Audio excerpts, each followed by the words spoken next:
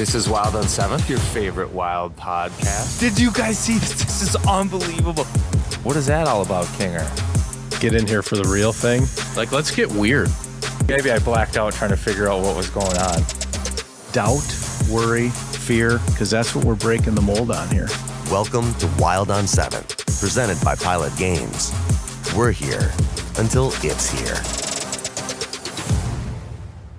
All right, welcome back to Wild on 7th, your favorite Wild podcast. Hey, Wild hockey is back after the Four Nations break. I think we'll talk a little bit about, it is good to have Wild hockey back. Man, it was a great game Saturday in Detroit. So throughout today, we'll talk about that, what's coming up for the Wild a little bit. We'll touch on the Four Nations. We got John Hynes with us. But before that, we've got to say thanks to our friends at Pilot Games for making this all happen. Make sure, again, when you're out enjoying your final, if you're in the youth hockey world, it's that time of year where you start to miss the commonality and the comfort of your teammates' parents, because our seasons are all coming to an end, and that's sad.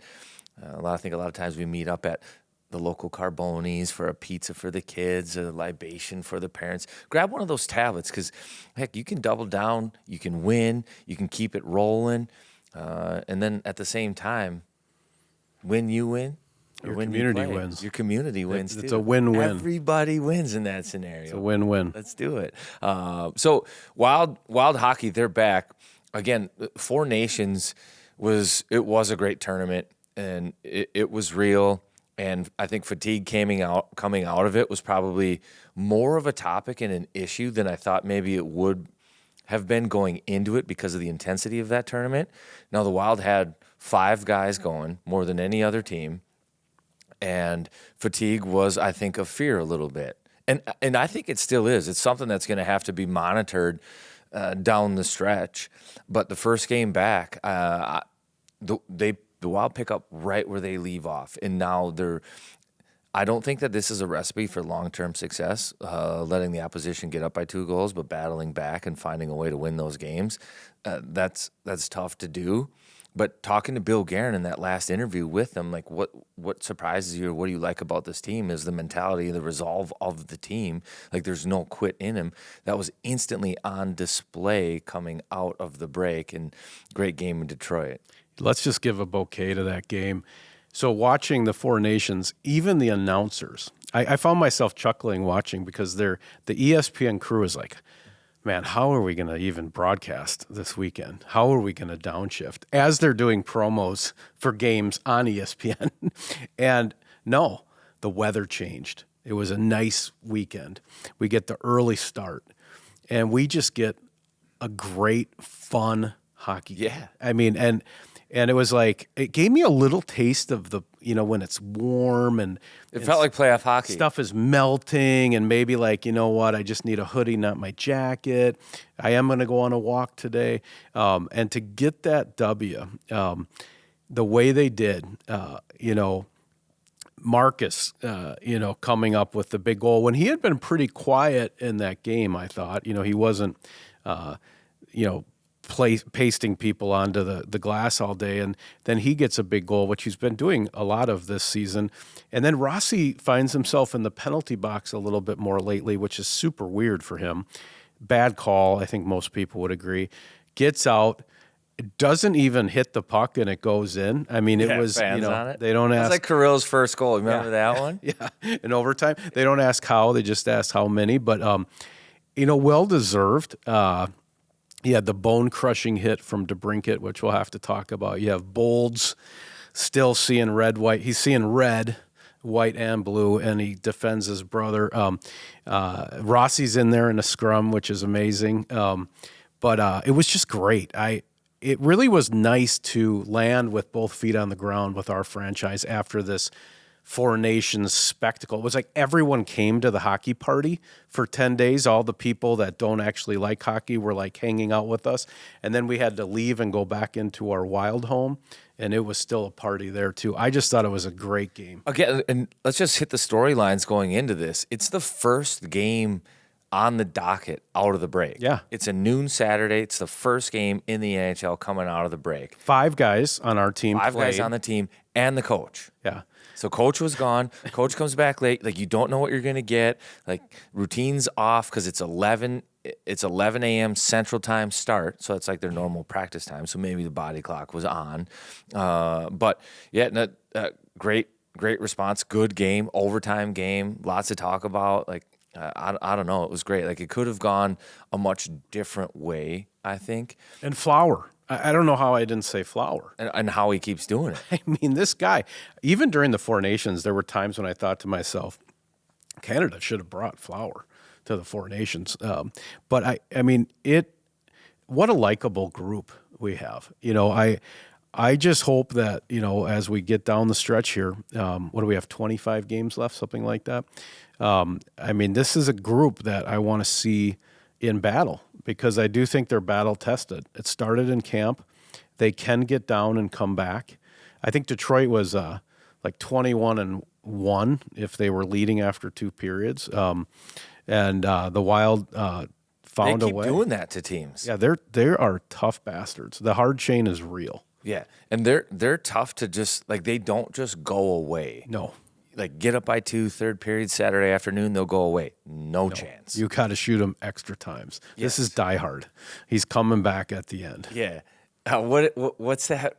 What's that movie? The Jim Carrey movie where he's out there with the cow. Is that Me, Myself, and Irene? Yeah. Is that one? Yeah. Where the cow just keeps coming back to life? The Wild are that cow. No, you can't get them.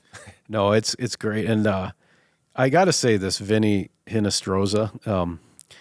I'm still thinking about changing my dog's name to Vinnie. Vinnie seems way more fun. My dog might wear a V-neck if his name was Vinnie. He's 10 years old, though. He's responding to his current name, so I might not. But, like, this guy, what a treat. 3 games, 2 goals. I mean, when you need it, when you need it, it's a marathon. To have 1 mile sponsored by Vinnie Hinestrosa is wonderful. Right. when you got, 82 miles to run. Dude, you're absolutely right. And this is where you have to give credit to the coaching staff and management and the whole team that Bill Guerin has. Because we talked about when he was on, like, the process of going out and getting a guy like Vinnie Hinestrosa. And he goes, it's the guys around me that are aware of these players, the scouts, and then we do our due diligence when a player becomes available, and then ultimately he leans on them to make the call. What a call. Our scouting team, that we're ranked 2nd in prospect pool. We're the only playoff team right now in the top 5. Whether it was, Chisholm, trading for Jiricek, you do not want to play poker with Billy's staff. Right. And they keep finding ways to get that next mile. To get what they need. Yeah, Can you hold the baton, Vinny, and just run for 7 or 8 games? And he can. Yeah. And that's how you do it. I'll tell you what, though, a lot of organizations aren't going to pluck some kid off of waivers, let him play a game, then put him on the power play. Like, he scored a power play goal.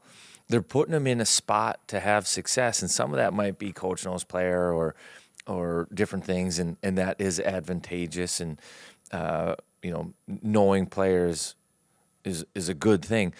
But a lot of teams are going to go pluck a guy like that, and they're going to put him on the 4th line and just be like, we just need a depth guy. Yeah. Like, we need an NHL caliber player, and not necessarily put him in a spot to have success, to produce for him, and to make these plays. And Vinnie Hinestrosa is. But I think coaches and management here understand that different skill sets are needed and different shots in the arm are needed at different times, and they have a really good feel of what those things are. And Vinnie Hinestrosa delivering it right now. Great story. And back to, I think it correlates. Good leadership produces wins. And Billy, I think, has a great leadership style, trusts the people that he has in place. They make the call. All of a sudden they say, yes, this is the guy. He comes in. He plays well. He helps the team win these games. Now those people are feeling good about themselves. They've got self-worth. Billy's done the same thing with the players on this team. You think about the guys that he's elevated and said, yeah, that's our guy. No, yeah, we like Marcus Foligno. He's our guy. What's Marcus Foligno doing? Same stuff. Like he's having career years at an age that he shouldn't have career years because there's a leadership style that allows him to be the best player that he can be. I don't know. I think that probably goes understated, but pretty impressive, the decision making and then their ability and confidence to put guys in spots to give them that mile that they need at that moment. Because it's a long season. You know, even watching the game, I was on a walk that day, and I got home and watched the end on television. And even if they would have just got the 1 point going to overtime, I still would have been like, That's a win. that's awesome. Great job. Clutching victory from the jaws of defeat. It was, I do need to see a Hinestrosa jersey at the X. That's the ultimate 24-25 wild fan move. If you just roll in to that self-service store. Vinnie Hinestrosa, he's having a minute. You're paying by the letter.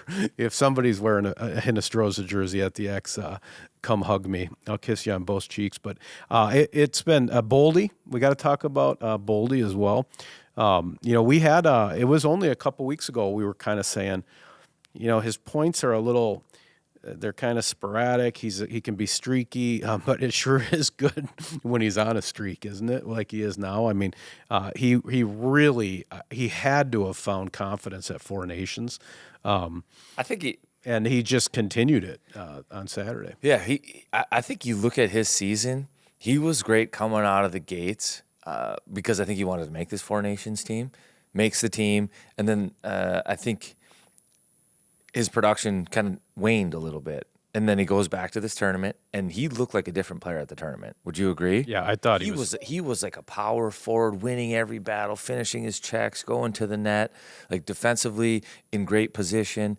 Like he probably produced 4 big goals on plays like away from the puck. He's so good at using his body, right? And that's the thing is I think you want him to do that all the time. If he does that all the time, you're talking 90 to 100 points. That's what Billy guarantees when he says he's a 50-50 guy.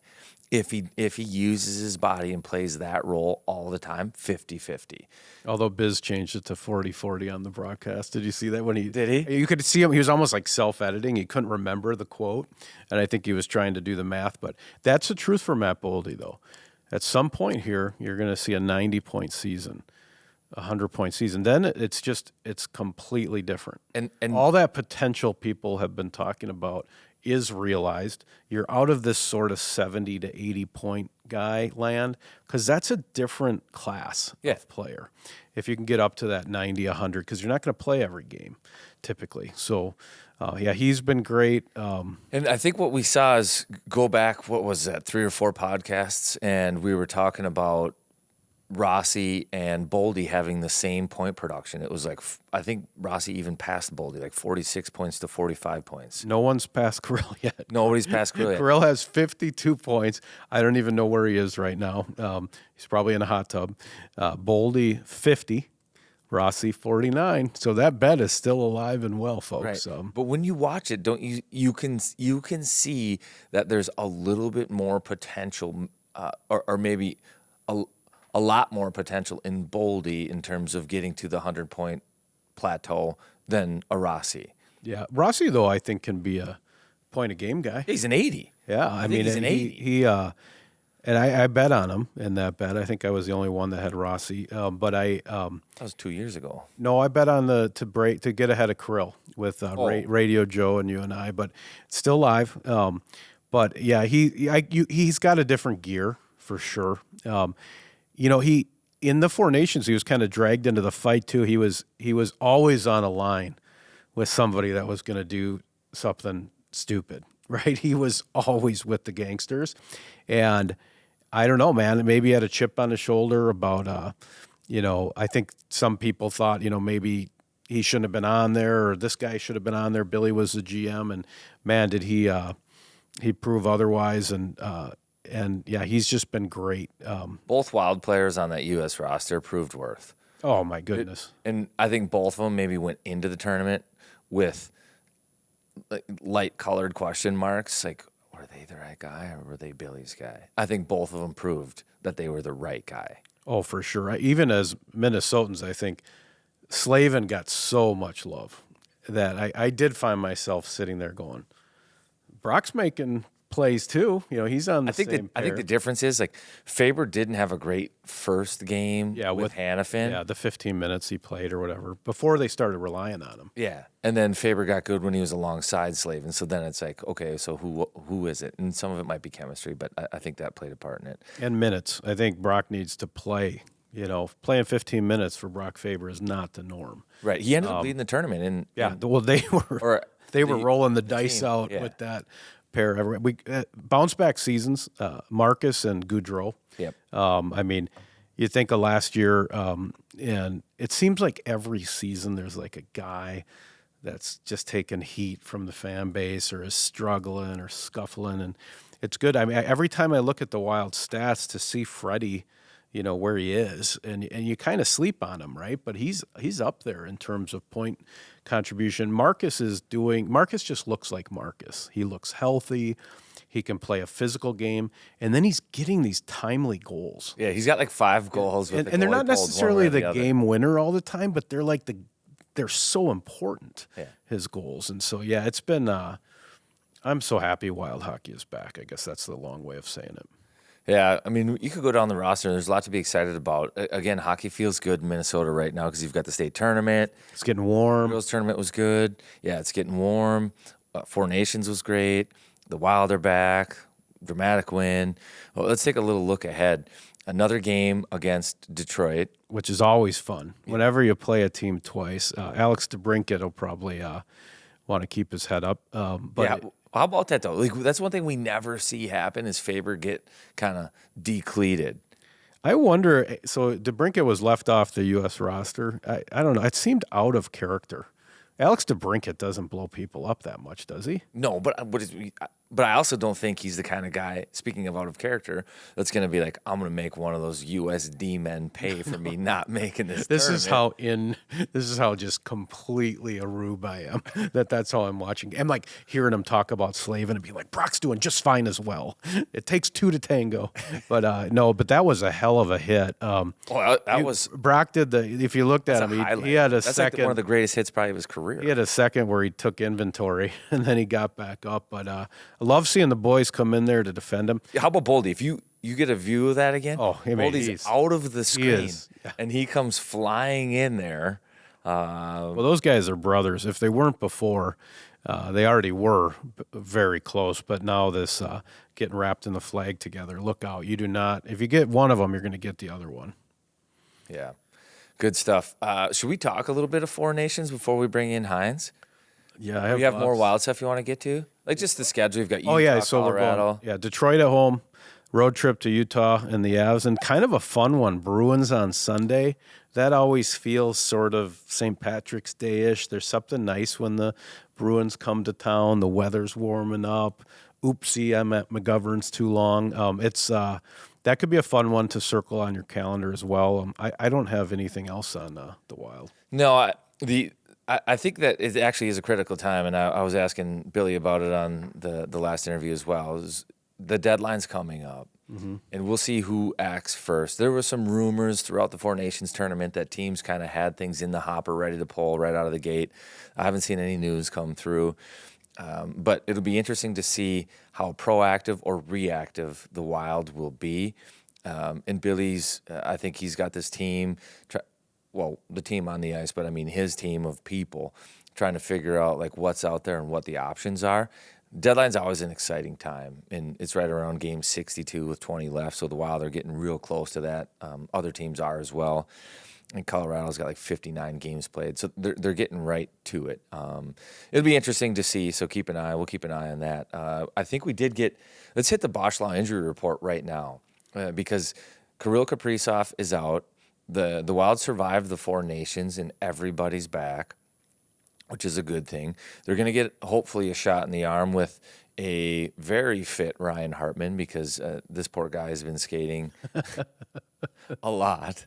They're and just bag skating Hartman all the time. So I think the only one on the injury report right now is Kirill, right? Well, and Craig Leopold And had a minor hip surgery, I'm told. That's what was in the St. Paul paper. So we wish the owner nothing but the best coming back from that. But, yeah, Kirill in his 52 points, still leading the team, is probably maybe walking in a hot tub somewhere or a swimming pool, whatever he's doing. And there's a quote floating around where Billy says it hasn't, like he's not progressing as fast as they would like. So maybe that went crazy too. It's not like the 4 weeks they were hoping. What about a little LTIR? Is there? Well, so that's what it makes it interesting. Las Vegas. Is that what we're looking at? Are we going full patience, or are we talking? It went from 4 weeks to 6 weeks. Are we talking 4 weeks to 10 weeks, and then all of a sudden you can get a big name out there? I am all about the Las Vegas loophole if we could, because I think the team's good even without Kirill. If I had to bet if they could get it done without Kirill down the last 25 games, I would. If he comes in, I mean, Kirill's different. I don't think Kirill needs 6 games to figure out how to play hockey in the playoffs. No, and Billy has said this. So if you could load a dude, Kirill is better than 100% of 99% of the league. You add a stud and you get Kirill coming for the playoffs. I don't know the math on it. I don't even know how much we could do. But well, let's just say you had Kirill on LTIR. That's $9 million. Like the easy math is you get a $9 million player. Yes, please. Right. Why not? Because I mean, this is next year we're coming out of the cap situation. I think this year we need to establish winning in the playoffs. I would love that. I would, and Billy's kind of like, he's a poker player. Like I would think he would roll the dice if that was an option that made sense based on Kirill's health. The intriguing thing there is, in order to get one of those, call it a $6 to $9 million player, if you're going to use all of that LTIR cap space, again, I don't know how accurate those numbers are, but let's just say theoretically that was available. I don't know that this would be the year. It's hard not to get behind this team. Every year's the year. I know that, but you can get yourself in trouble organizationally chasing that. If this is the year, you're going to give up your first round pick, and which they already have, so they don't have. So that means you have to give up future picks, or you've got to give up some of your blue chippers. So they do have the number 2 prospect pool. Is this the year that you're willing to give those guys out to chase a cup? I find it'd be a tough decision to have to make, but an exciting one if you're a fan. Yeah, I don't mind it. Let it rip. Because you think of this Give team. Give it to us now. You're in this millennial era. I need to be satisfied now. This is the social media era. I can't wait for delayed gratification. Give it to me now. Well, if we think this is a team that consistently gets to a Game 7, but this one player that we could add has us winning that Game 7, I am all for it, brother. But I don't know. I don't know Kirill's health situation in detail, but you do have some depth on the back end. In that prospect pool, you have Buyam, who you should never trade, but you've got Jurasek. We are loaded on defense. Mm-hmm. Yurov, that's right? He should be coming soon. He looks like an absolute Russian stud, which we're quite familiar with here in Minnesota at the moment. So I wouldn't want to move a couple of those guys, but maybe you have a little depth on defense that somebody would find interesting. It's a tough position to get good at, and we have riches. But, yeah, I don't know. We'll see what happens. What do you want to cover Four Nations? Because I have some stuff I want to talk about Four Nations that I definitely shouldn't talk about with Hynes probably because it's too specific. But how did you find the final game and the conclusion of this Everybody Likes Hockey tournament? Before we get to that, let's go best on best. We'll go back, forth, like a tic-tac-toe, 4 passes, and get these ads in from our sponsors. Okay, yeah. Right? You don't like best on best, though. You don't like I don't like that phrase, best on best. But you're not alone, but... Really? Oh, I've heard. I've had multiple texts saying, "Is this best on best?" ? Well, that's a different topic, which I get. That's just overkill on the broadcast. Yeah, because it's like, are these really the best players? But speaking of best, we've got Minnesota's best, and right now Aquarius Home Services is up for Minnesota's best home services, their electrical services, plumbing services. So if you are like me and have used their products and support them, go out and vote because I think these things do matter. Minnesota's best in terms of satisfaction, customer service, all of those things matter. And I think Aquarius, they've earned the right to be recommended. I'll recommend them any day. So go out, make sure that they get their accolades and are voted Minnesota's best in that regard. They've earned your vote, too, to be the best. Also best in Minnesota is Jimmy's Dill Dip. It's the best-selling dill dip in Minnesota. A lot of other states, they go ranch. Minnesotans are a little different. It's kind of like our Mick Golden. It was the best-selling beer forever, nowhere but here, right? We like different stuff, and people love them, some Jimmy's Dill Dip. So check that out. They're a Minnesota company. They're down in Stewartville, family-run. Grandpa Jimmy to the dad, to the sons. They're awesome. Don't you be messing with my dressing. That was so crisp. That was nice. That was like, we were like Boldi and Fabes. That was clean. You were Boldi, I was Fabes. That was clean. You know what else sounds good when the weather turns, the snow is melting a little bit? Like a nice little libation or like a beer. Where can we get those kinds of things this time of year? Oh, I would head over to Cub because a lot of them have, Cub Wine and Spirits, I think it's called. They deliver. It's nice to not make 2 trips. You know what I'm saying? Like, I don't need to go here and then there. I'm going to go get the groceries. I'm going to get great value. Might get some, bacon at a great steal. I could even get Jimmy's at Cub. And then on the way out, maybe one of those small plastic carts. Oh, what's that? That's a little habanero tequila. Oh, what's that? Oh, THC soda. Oh, wow, what am I doing there? Oh, is that some ranch water? God, everybody's happy. Maybe have a kid loaded into your car. Put your receipt in a bin for some charity. Let's have a day over at Cub. Let's have a day. And if you were going to construct a perfect day, how would you do it? Yeah, I would probably invite people over and make sure that they feel comfortable and safe. And that could be with a new deck, or it could be with some siding or windows. And we are entering the season where the snow is starting to melt and people can get up on the roofs to make sure that you've got all that stuff covered. Again, if you're in the Cross Lake area and you endured the storms last year and you wonder if there isn't some damage, it can show up to 12 months after the storm and you're still covered.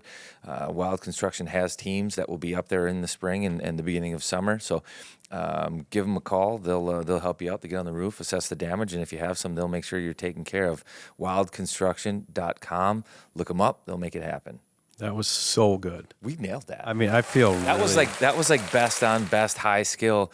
We might be Zuki Kirill level. I mean, Bolds and Fabes. I don't know where we're at. It was really good. That was good. I want to talk about so let's start with the best on best. I don't like that phrase. It just got beat up. And like by the end, that was like a trigger for me when like I would hear people. Why don't you like it? I don't know. This will be a good segment. It's like it's best on best. And it's like, okay, it is. And you're saying because you don't believe these, because like Quinn Hughes wasn't there? Or like, what do you mean? I just don't like the phrase. I don't know. Like it's best on best, which I also don't know that it is best on best. Like that's another argument, and I think you probably heard that one too. Like without Quinn Hughes and without these guys, is it best on best? I think the other reason I started to dislike that phrase is, what did you think when you hear best on best? You hear Connor McDavid, Nathan McKinnon, Austin Matthews, and you can go down that list, right, of the American players, Jack Hughes. Were those the players that stood out in that tournament? Oh, you're saying so. This has got to be tied to when you played yourself, because you're a team guy, and a guy like Sam Bennett, right? Cirelli. I mean, I think this is what you're coming at is like you're reading best on best is a little bit like all-star game, where you're saying no. Yes, this is best team against Yes. best team. So the way best on best is marketed is that's the best players in the world. You see how fast McDavid and McKinnon are together. That line is unstoppable. Nobody will be able to handle it. It's best on best. And that's kind of the story behind that phrase when it's not. Who was actually the best in that tournament? Well, it was Sam Bennett. It was Brady Tkachuk. It was Brady Tkachuk. It was Slavin, right? It was Devin Taves. It was the guys that aren't they're not like the best on the best, and Faber would be included in that. I don't know. For me, that phrase just got tired. I heard it too much a little bit. Yeah, most of the feedback I was getting was they were just beating that to death. I guess I read it a different way, though, because, Slavin is the best at stopping those superstars, right? Charlie McAvoy's the best at But going into delivering the tournament, two big. nobody was talking about that, though. Yeah, you're saying it was almost how people use the word elite. Yes. Or elite league or Yes. yeah. So I hear you on that. It was so we got to say first of all, great event for hockey. The NBA looked foolish with their All-Star game, jumping over cars when these guys are trying to kill each other to win a mid-season tournament for their countries. Huge ratings. I was on an airplane for the championship game. Bad planning on my part, but when we landed, the screens all froze when the plane landed, and Trocheck's face was on there. And I walked up the aisle, and I was just blown away how many people were watching. And this was a flight to Salt Lake City, and it was just all hockey. So to invite new people into the game, the part that I'm bummed out about is this happened in Vancouver. There were huge ratings on the U.S.-Canada gold medal game. I needed us to win. I've gotten more than my fair share of Gulf of McDavid pictures from Canadian people that I mouthed off to earlier in the tournament, and it just had that familiar recipe of get too high early in the tournament, and then when it really counts. So when everybody was talking about what a game, I just found I was like, no, we didn't win. If you want to inspire the next generation, you have to go all the way over the line. It was a great event, but from a U.S. standpoint, you ended up being one goal short, and it has to be McDavid that scores it, literally handing the torch from Sidney Crosby. I think I turned that television off and within 1 second of that goal going in. Going back to the first statement you had, I don't think it's fair. I'm not complaining. I don't think it's fair. NHL did a great job using what it has as a competitive advantage. So the NBA could never pull off and they've tried the in-season tournaments. They have. Yeah. It's not worked. What hockey has is it's a global game. It's a global game. NBA's becoming that more, but yes, hockey's always been a global game. And they were able to leverage that, right? And it's not the NHL stole the show from the NBA All-Star game. I think it's more an illustration that All-Star games are flawed, and they're just not that intriguing to the fan. But the NHL found a way to make the players buy into this tournament, and the NBA is trying to find ways to make their players buy into something that's meaningful, that people want to watch and see. They haven't figured it out yet. I think hockey had a couple things going for it.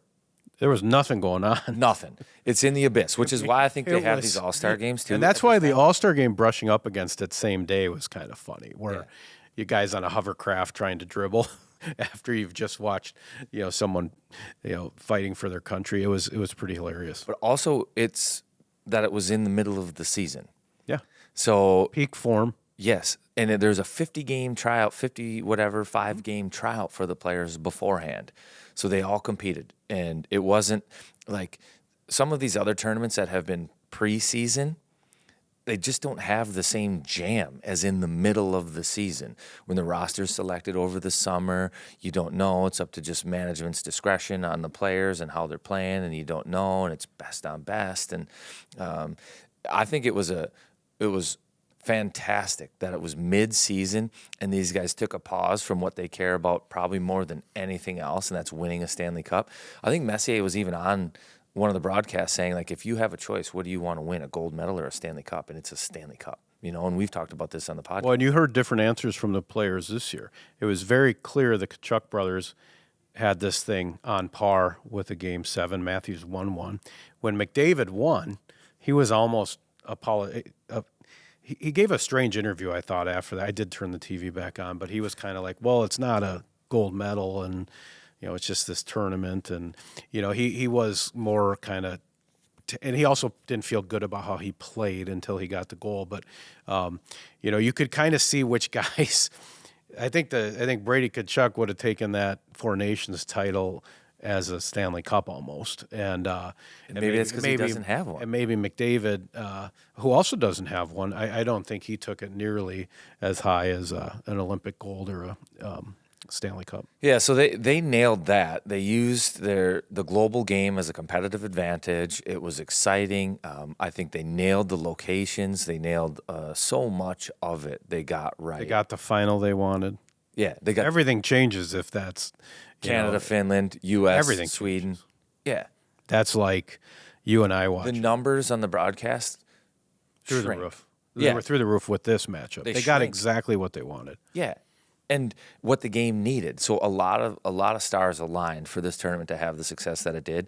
All eyeballs were on it, which is awesome. I think the other big win for USA hockey is that, and Billy's been kind of setting this narrative for, I would say, 18 months, that U.S. needs to buy more into the international game. Mm-hmm. And coming out of this tournament, I think you heard the guys, and this is the message to everybody, like, you have to play in the international tournaments. Like, we have to learn how to go win world championships as a country. If we're going to be... We haven't won a world championship, it was the record there 30 years or something. The record there is it's abysmal. Yes, no good. So there is a changing of the guard that is occurring because of this tournament too. It'll have to play out and remains to be seen. But I do think that this will be a moment in time that's remembered for changing USA hockey and their stance on the international stage forever. And again, it's one of those moments where they're taking it. This isn't Canada's game. Canada right now is up there saying this is our game, and we heard all about that. And it is right now.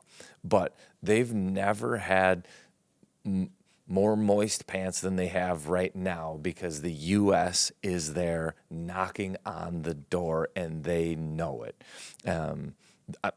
That's my take on it. This is my provocative thought, okay? I think the mistake we made was knocking on the door, okay?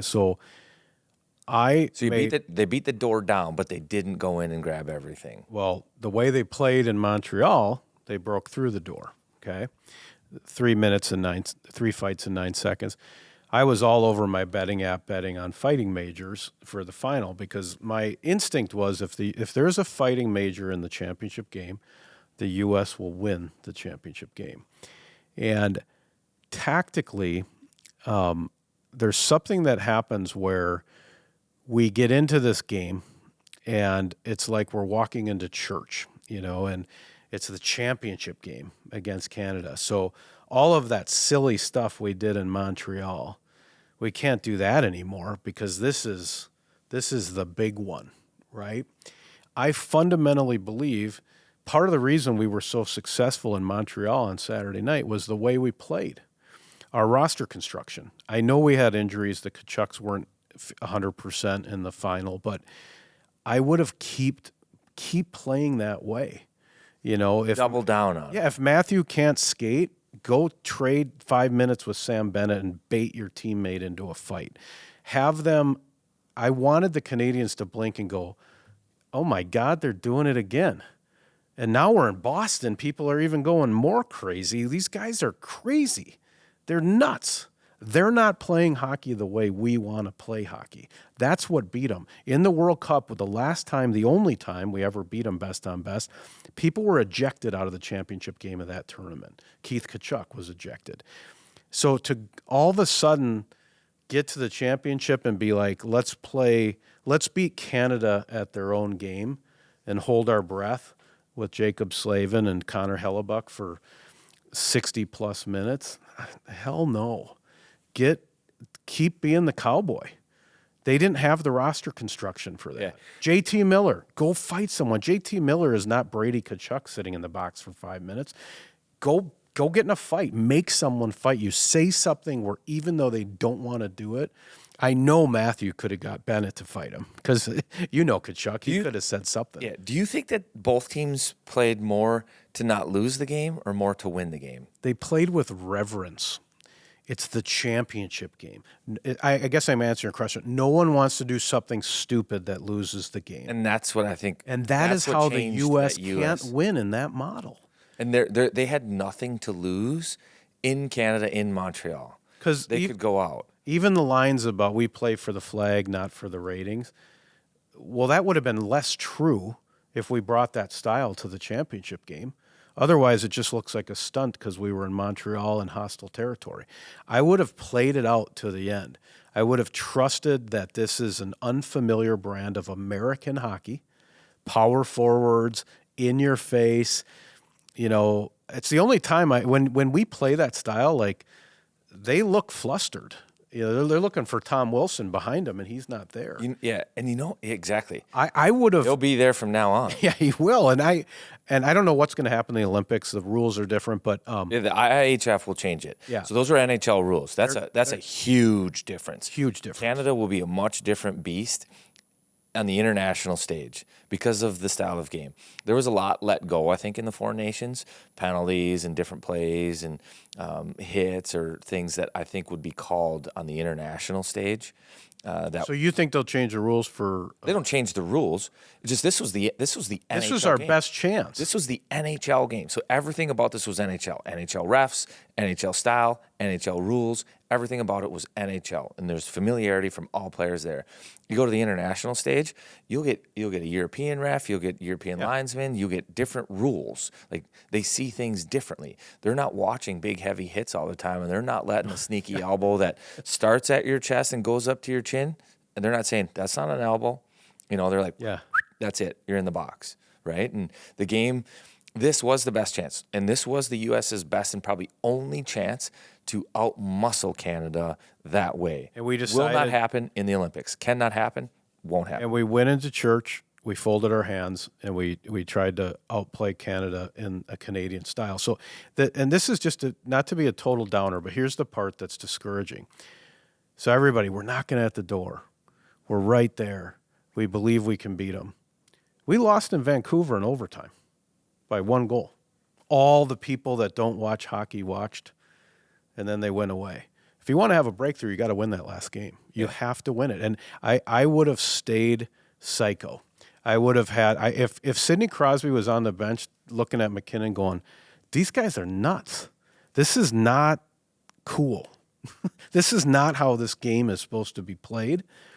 You might have enough leash to actually win that game. I don't know. I don't know anything about hockey. I'm not a coach. I didn't play, but like as a fan, I thought, wow, tactically, our roster construction is a real problem for Canada if we keep playing this way. But then we got into the championship and we were playing. No one wanted to make a mistake. No one wanted to take a 5 and the guy doesn't respond, and you get an instigator, and then you're down 1-0 and you're the biggest loser ever. Yeah. To play devil's advocate though, like the guys that were tough were hurt. Brady Tkachuk had missed the game. McAvoy was out. McAvoy was out. Those Matthew couldn't even skate. Probably your 3 pillars of toughness were out. JT Miller would have been my guy. Yeah, but you're missing McAvoy. You're missing. Well, Brady was out there, and I don't know the injury that he had, but it looked like it was a rib or something. It doesn't matter. He's Brady. And then Matthew, and that injury sounds like it's legit. Yeah, like that. So that he probably couldn't that maybe have done it. Takes the ability away a little bit. Somebody else would have had to step up. And then again, like Matthew didn't play. So if you have a parade to the penalty box, you might have 7 forwards, 9 forwards. Double devil's advocate. If Matthew can't skate, I love him in the box for 5. Yeah, no, Sam true, Bennett. True. It was amazing for hockey. I just wish we got all the way through because I'd like to see that hierarchy change a little bit and try it, see what the cake looks like with the U.S. on top. The last point I'm going to make on Four Nations before we bring in John Hynes, talk a little Four Nations and the Wild, is that I pulled something out of it watching that tournament about winning and about a style of play. All those guys were all finishing hits. Like, they didn't turn away. You know, ice was so hard to come by. The skill guys couldn't find open ice. Connor McDavid, I think we saw that dude tries to grind. He's just not that good at it. He was miserable. Yeah, he couldn't have got out of there fast enough, even though he won the game. He was like, if he could have skipped the celebration and flown out of Boston, he would have. Yeah. He was exhausted. He didn't feel like himself. It looked like his stick was too long. Like, he couldn't use speed. He couldn't use reach. The game had to be played in the corner and on the wall, and it just didn't. And don't get me wrong, he still was terrific, like probably Canada's best player, but it didn't look like the normal McDavid. And didn't he look frustrated at times? Oh, he was even frustrated in his post-game interview. He was just like, I didn't play very well. I couldn't find any space. And it was the checking. Winning comes down to checking. Like, what that game was, and again, back to best on best, I think the tournament could have been played with player 25 through 50 from each country, and the tournament would have looked the same. They were playing with heart, and they were buying into how you actually play this game. And if you want to win a Stanley Cup, it probably starts with tight checking and playing the game the right way. And as much as we love the super high-end skill guys and they can make a difference, in a short tournament, and now I get it, the Stanley Cup is not a short tournament, tight checking. That's why that first round probably is super hard, because the first round of the playoffs is probably most similar to that Four Nations tournament. It's the best. And it is. The first round is the best. It's tight checking. The grinders are good. It's Matthew Tkachuk. It's Brady Tkachuk. It's McAvoy.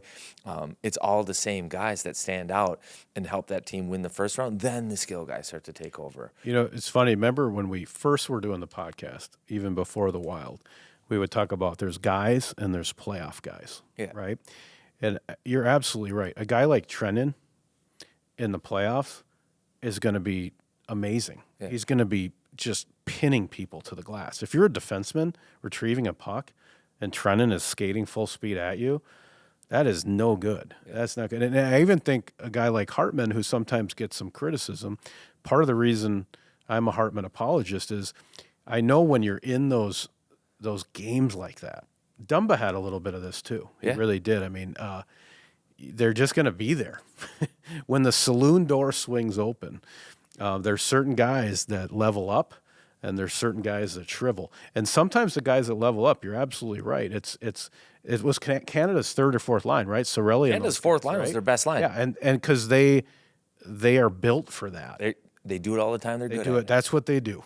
And they're good at it. Yeah, and we had the same thing. Really, that's how you win Stanley Cups, and that's how you win the Four Nations. And that's what's exciting about this Wild club now, before we transition to John Hynes, is this is a team that's structured and that will defend well. And that tournament was not about scoring goals, which I thought it was going to be going into it. It was about stopping goals. It was about we got a great back end. We got good goaltending. And you throw guys like Lauko, if he can get healthy, Trennan, Hartsey, Midzi, Moose. When Bugs are going off the windshield in the playoffs, you're absolutely right. It's the guys that pack their own lunch that'll get you the championship. Let's bring in a guy that knows a thing or two about that. Oh, boy, we got a great guest today. The coach is back, fresh off Four Nations, fresh off an amazing game in Detroit. These interviews, like all of them, are sponsored by Duke Cannon. If you look here, this is the new look of Duke Cannon. So when you're at the storefront, look for the big D. Body wash, they told me it's okay to say that. I asked them. Look for the body wash, look for the shampoo, the big-ass brick of soap, the deodorant and antiperspirant, and the cologne.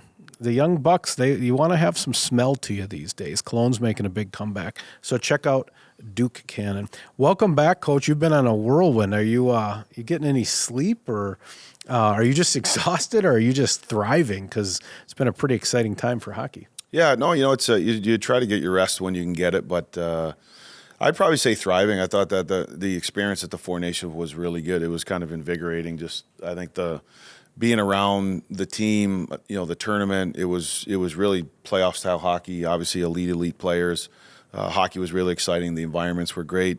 I always find it motivating too when you get the opportunity to work with people outside of your own staff. Like I know Sully and Torch are two guys that got a lot of experience, and those guys were great to just listen and see how they do things. I have a good friendship with David Quinn, who's a very good coach too, and we had a great staff. We worked hard together, but coming back off of that, I got some different ideas and certain things for our team, but excited to get back with our guys too. As I've always said, I really enjoy coaching this team. We've done a lot of good things. They're a great group to work with, and I think probably the thing that helps the most is 25 games left. We're in an exciting spot. You're coming down the stretch, so to me that's been invigorating since I've been back. And then I just throw in some naps and try to get to bed early.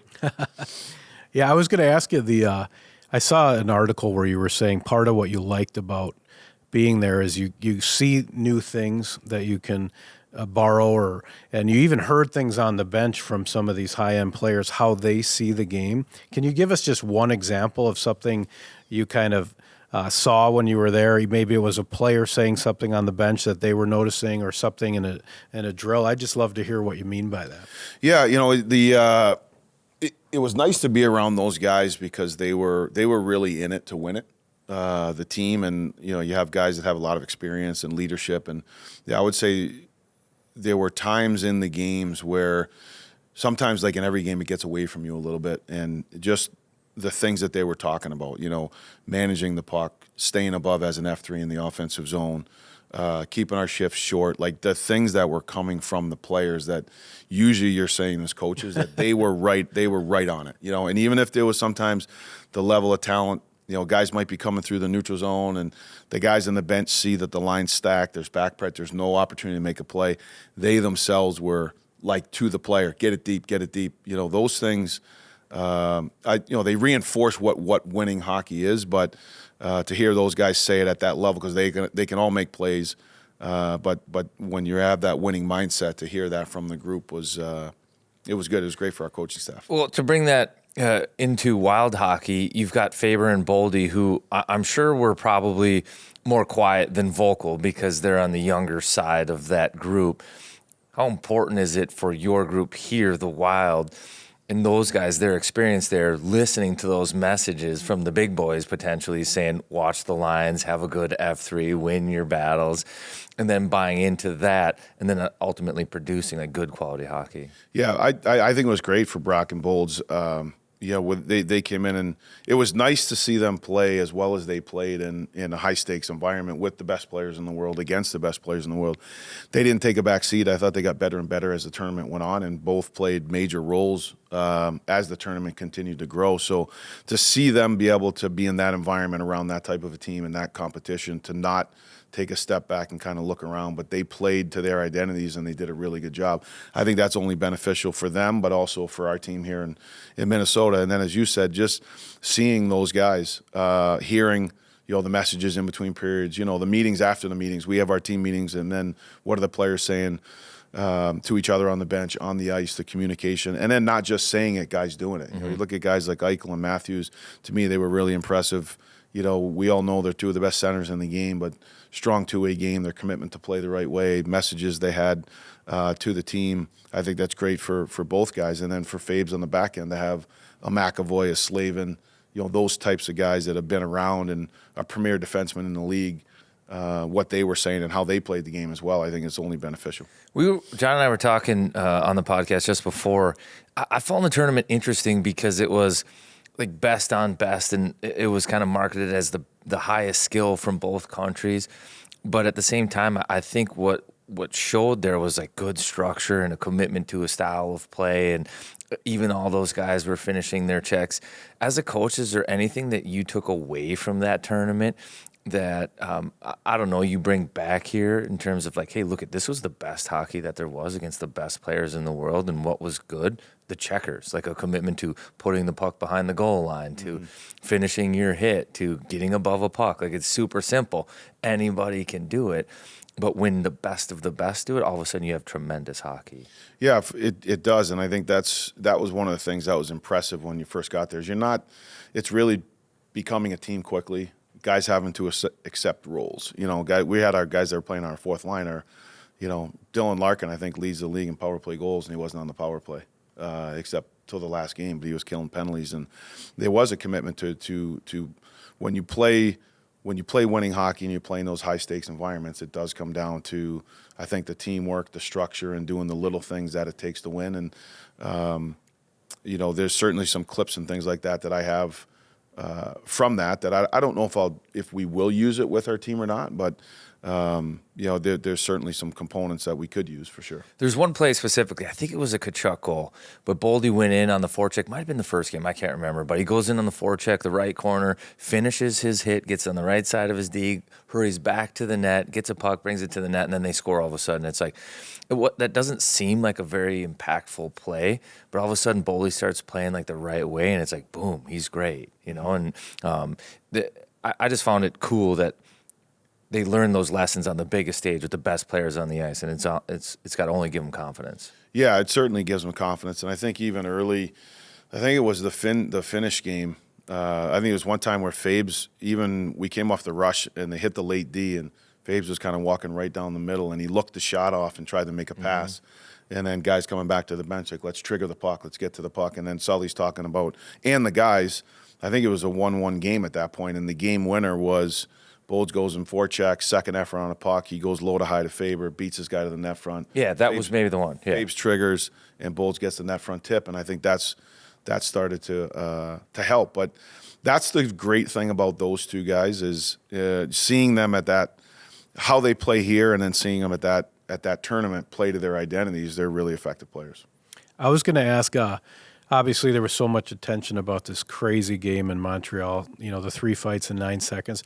As a coaching staff, if that stuff's all happened on group text between players, when you're standing there, are you almost like us going, what? Okay, this is different, or do you kind of know what's going to happen going into the game? I was just fascinated by that. Like, do you know, or is that a player deal, or do you kind of watch it happen? No, that particular situation was all the players. It was. So you guys had no idea. No idea. Like it's actually funny because, we started Tkachuk's line, and then JT, before the puck drops, JT Miller turns around and goes to Sully. He says, I got Chucky. And we're kind of like looking at him like, we'll do the lines. And next thing you know, bang, the fight happens. The second fight happens. And then Sully's kind of looking at his lineup card, and JT's staring at me. He's like, I'm going. Like, I'm next.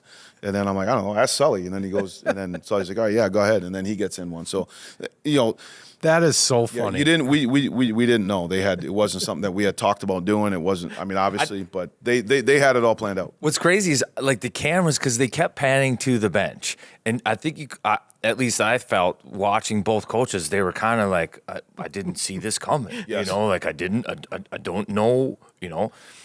Like it's uncomfortable a little bit, Like it was like Cooper was like, and I think you could tell that it was just organic and it happened. My favorite part of that is Miller. I got Chucky, and you're like, we'll do the lines. Yeah. We'll do. They had it, yeah. So and then after when it came out and said we had it on, the text chain, or they had the little group text or whatever it was. Now we're like, okay, it makes sense now. Dude, but what also is crazy about that, when I was thinking about it, looking at the benches and all the talent behind the bench with the coaches, Tortorella's been in one before. I was in it when Tortorella with the Devils, and Pete DeBoer is now on Canada's bench, so he knows what that's like to start a game with a fight. And, Jersey had another one with the Rangers recently, like kick off the game. And there's a lot of experience in those situations on that bench, though, and it looked like both clubs handled it really well. Yeah, both did. Actually, Coop and I, when he was in Norfolk and I was in Wilkes-Barre, we played a home-and-home back-to-back games, one in Norfolk, and then we both busted overnight back to Wilkes-Barre, and the game started with a 5-on-5 with one of those? brawl. Yeah. I was going to ask you, so this tournament has been so celebrated. It was in this amazing window, kind of in the abyss. Everybody bought in. They played so hard. I'm just curious because the world looks at it and goes, what a great event for the NHL, for hockey. But as a coach, you said it yourself, everybody's there to win it. So what was the what was the tenor like when you're going back to the hotel? Like, because it's these games, it's one play, right? Mm-hmm. McDavid, one play, and the script changes, and Binnington was so good at the end. You had a bunch of chances to almost win that game. What was it? it was even weirder because you had to go right back to your NHL season. So what was the mood in the room at the end of the championship game? It was disappointed. It's as you said. I think it was like every game really felt like a playoff game. What I mean by that is just even the intensity level of the players in and around the room. Pregame meetings. It wasn't one of 82. There was something on the line in such a short tournament, and then particularly that last game, the U.S.-Canada game, it was 2 days in between the game. So you go in and the way the game went, obviously the overtime, and then the way that it ended, it was disappointing. It was like at the end of a season when you lose a playoff series, or Game 7, you're down, and it was really quiet. Sully talked to the team, Billy talked to the team. I think there was a lot of obviously pride in how we worked and what we did, but there was some sincere disappointment that we didn't get the job done. What's the challenging part about coaching? And I'm going to use Canada's bench as an example because I thought this was an illustration of like a different style of coaching. And I think it would be tough if you are the coach in that spot because it's a short tournament. And then I think Ferraro had a great line but things get late real fast. And you've got Binnington in Canada's net, who maybe wasn't great the first part of the tournament, but Cooper has to double down. He's like, he's our guy, he's our guy, he's our guy. And you can almost sense that maybe he's pumping him up, knows he's the right guy for the moment, And how hard is it as a coach to be in that spot? And that's the gamble of the coach, if you ask me. He's the right guy, and it might not look like it right now, but I believe it. And you send the message to player, I believe in you. And then my favorite part post-game was his embrace, Cooper's embrace with Binnington, the hug. It looked meaningful, they had gone through something together. Cooper bet on his guy, and he gave him a chance to get there, and then his guy ended up showing up for him in the moment. I'm sure you've been in that spot as a coach. How cool are those moments, and how great is that, or how cool a part of your job is that kind of thing?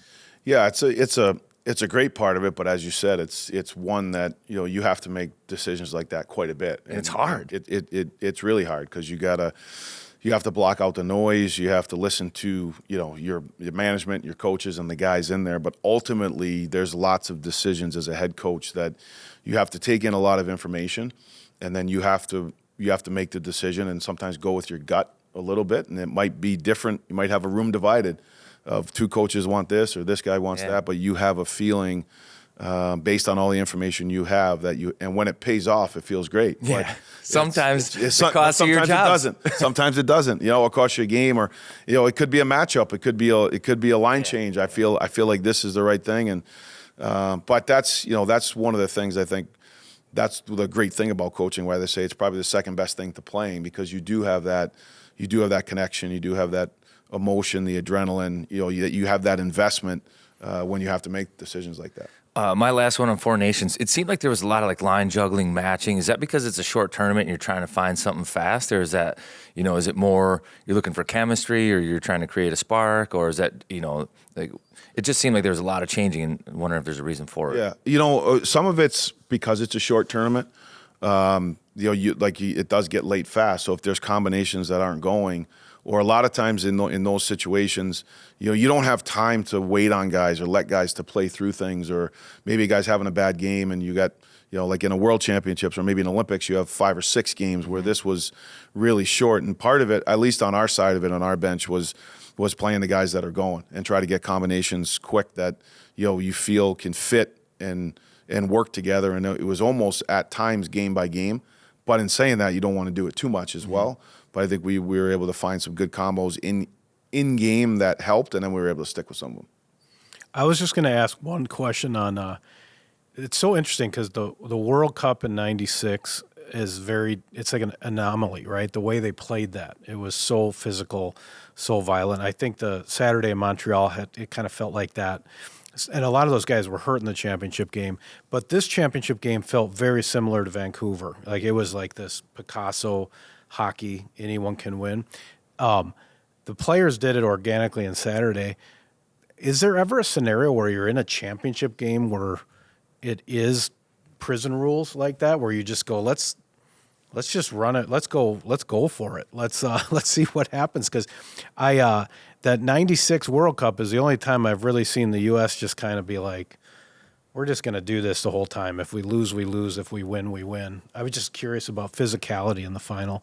Most of those guys were hurt, by the way, but I'm just curious. Yeah, I think I felt that the final game was it was physical. I think that obviously you didn't have the fighting confrontations that you had the first one. I do think it was pretty. There wasn't a lot of free space. There were some big hits, maybe not as many as the first one, but I also think when you're in that type of a game, like at the final game or like a Game 7, where you want to play hard, but you got to go to a line, but not over the line because you probably don't want to cost yourself. No one wants to make the mistake. Too much risk going over that line. Yeah. But it was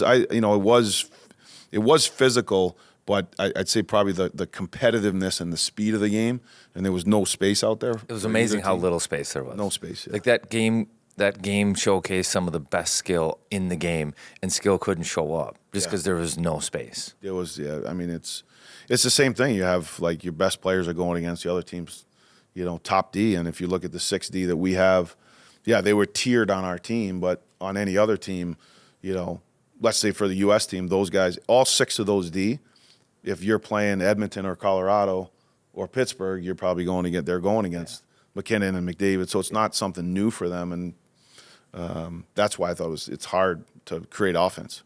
So transitioning to the Wild now, man, this team has a lot of jam and a lot of pushback, like no quit. You go even to the Detroit game, and I feel like that momentum, that feeling is something that can be fragile at times. Like we're out of the game, we're down a couple goals. Can we rally back in the third to win it? Yes.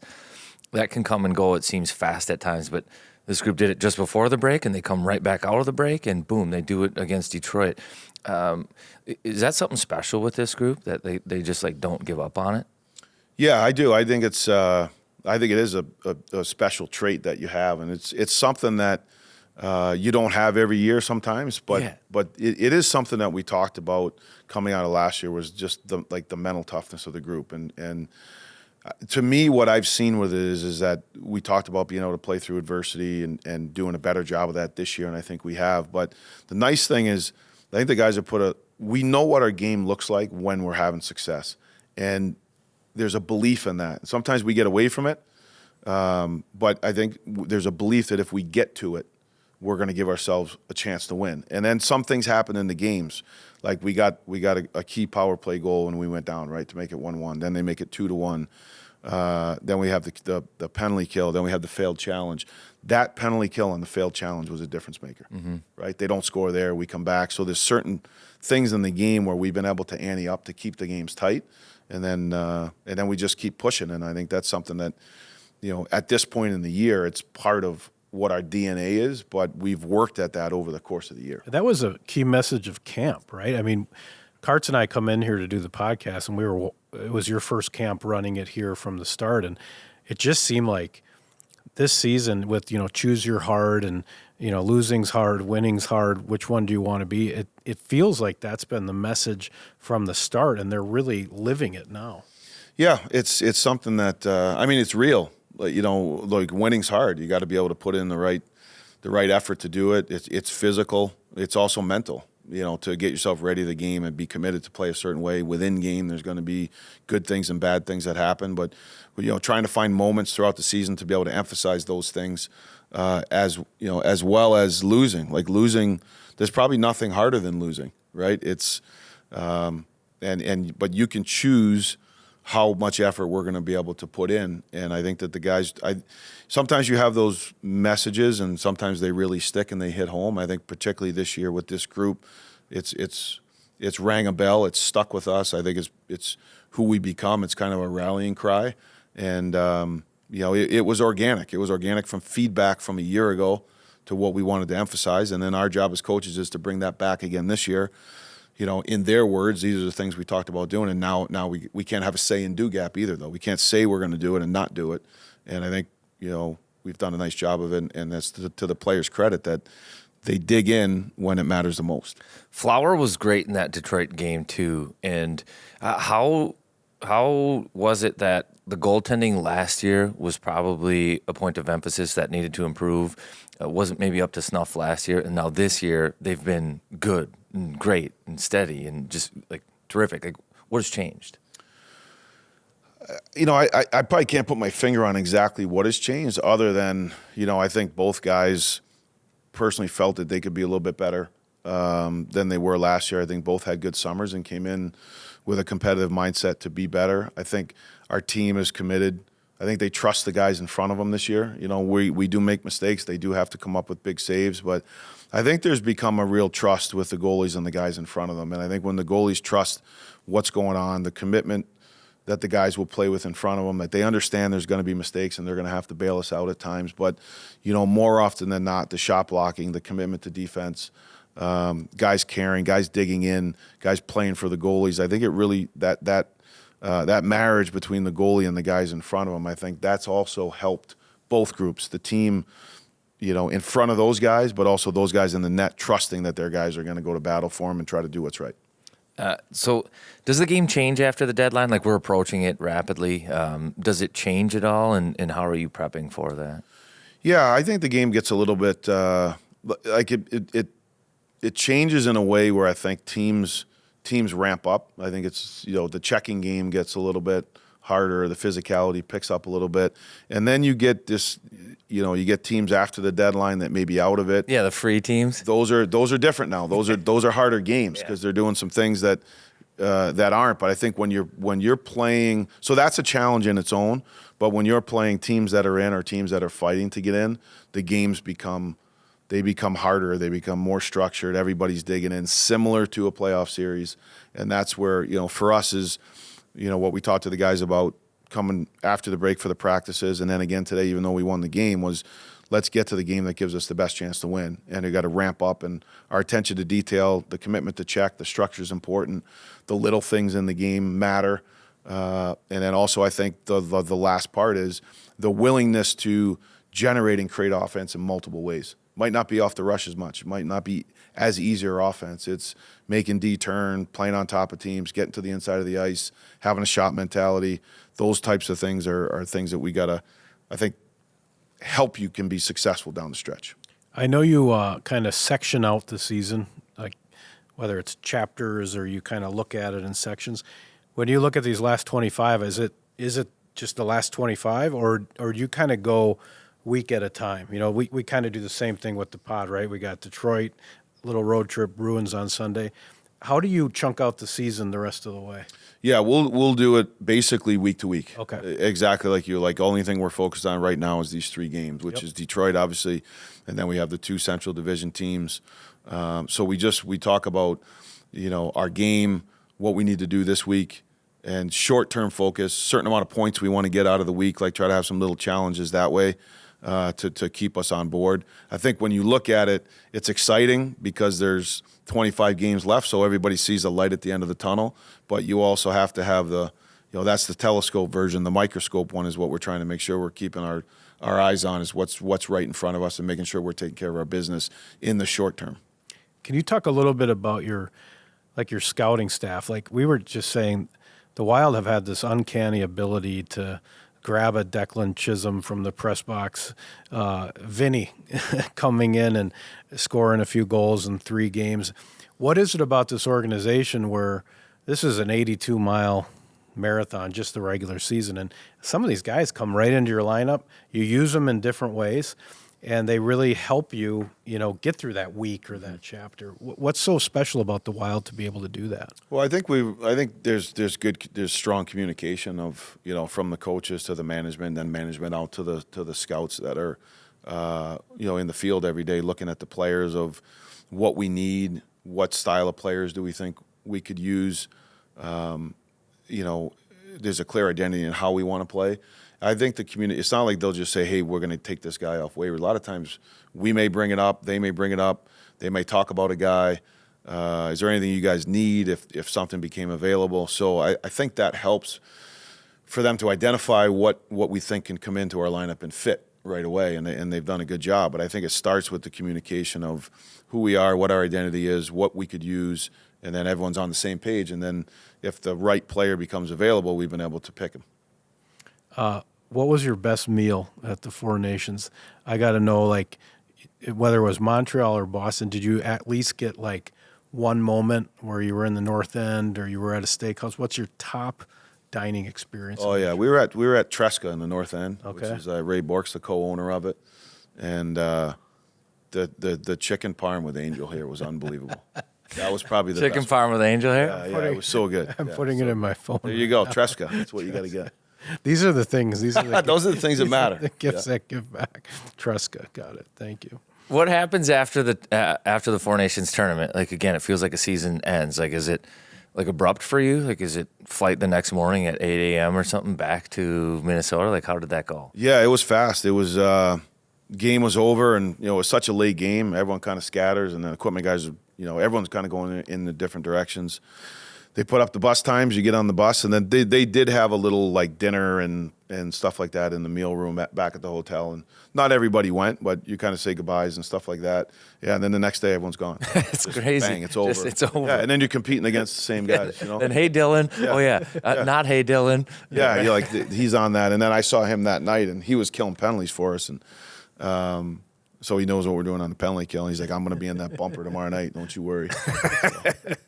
That's awesome. That's awesome. Yeah, I love it.